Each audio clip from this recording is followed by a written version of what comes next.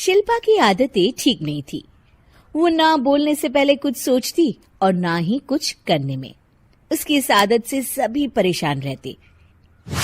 बहन, घर पर मेहमान आए हैं और शक्कर खत्म है, थोड़ी शक्कर दे दो, मैं बाजार जाऊंगी तो ले आऊंगी।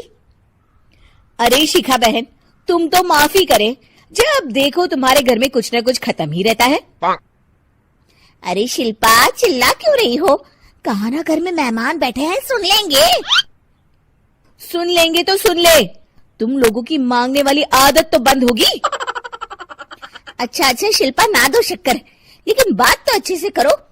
एक कटोरी शक्कर के लिए तुमने मेरी बड़ी बेइज्जती कर दी।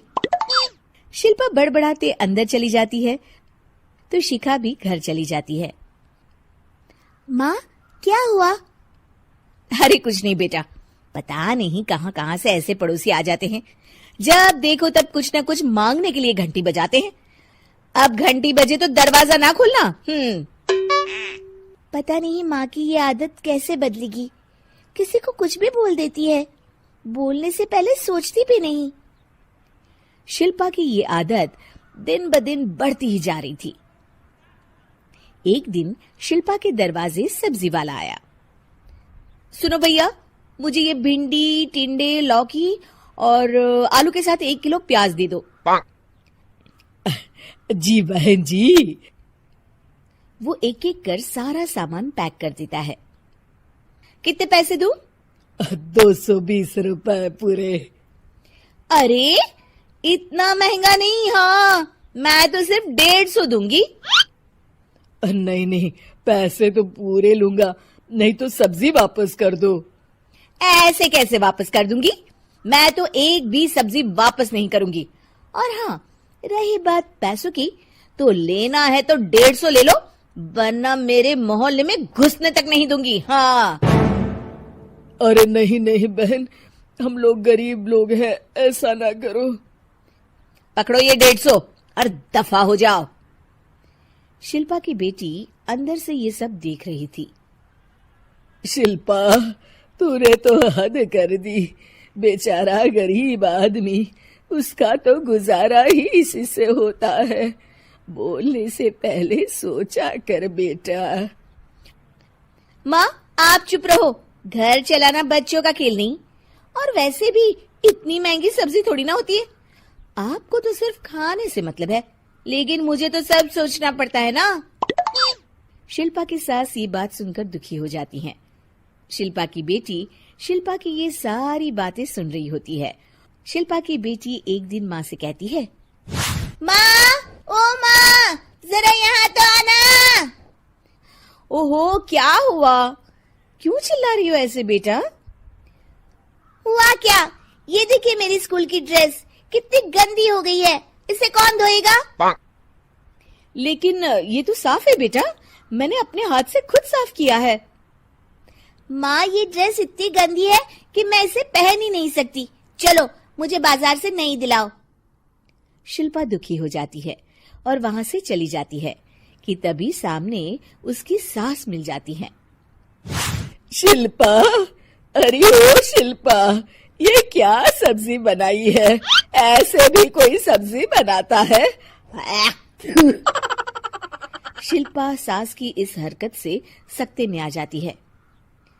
अरे माँ को तो मैं जो बना दूं उन्हें वो पसंद आ जाता था, फिर आज वो ऐसा व्यवहार क्यों कर रही हैं?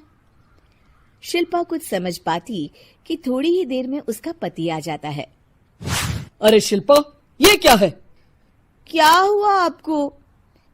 ये मेरी अलमारी पूरी अस्त व्यस्त है, तुमसे कोई काम नहीं होता है। सारा दिन पता नहीं क्या करती रहती हो।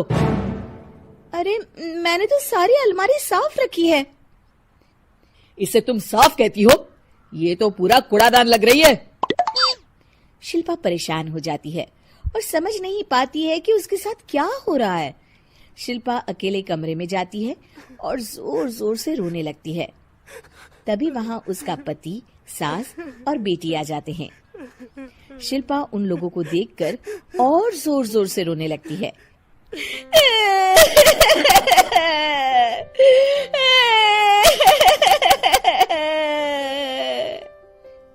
कि तभी उसकी सास उससे कहती है, क्या हुआ?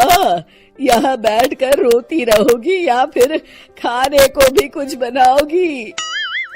माँ, पहले आप बताएं, आप लोगों को क्या हुआ है जो मुझसे ऐसा व्यवहार कर रहे हैं?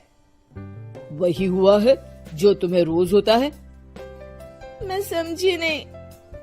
माँ, आज घर वालों ने आपसे बुरा व्यवहार किया तो आपको कितना बुरा लगा ना? हाँ, मुझे बहुत बुरा लगा। मुझे अच्छा नहीं लगता कोई मुझसे इस तरह से बात करे। सही कहा शिल्पा, जो चीज तुम्हें खुद के लिए अच्छी नहीं लगती वो तुम्हें दूसरों के साथ भी तो नहीं करनी चाहिए। बेटा, हम तुम्हारे अपने हैं, फिर भी तुम्हें अपनों की बात का बुरा लगा।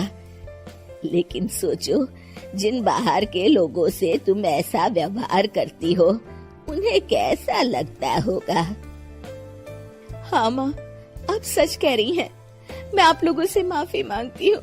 मुझे कड़वा नहीं बोलना चाहिए। मैं समझ गई, मैं आपकी हूँ इसलिए आप लोगों ने मुझे सुधरने का वक्त दिया और मेरा साथ दिया। लेकिन जिन बाहर के लोगों से मैं बुरा व्यवहार करती आई, वो लोग मेरे कड़वे बोल से कितने दुखी होते होंगे। मैं वादा करती हूँ, आज से ऐसा व्यवहार किसी के साथ नहीं करूंगी। सीख, हमें दूसरों के साथ वैसा ही व्यवहार करना चाहिए जो हम खुद के लिए अपेक्षा करते हैं।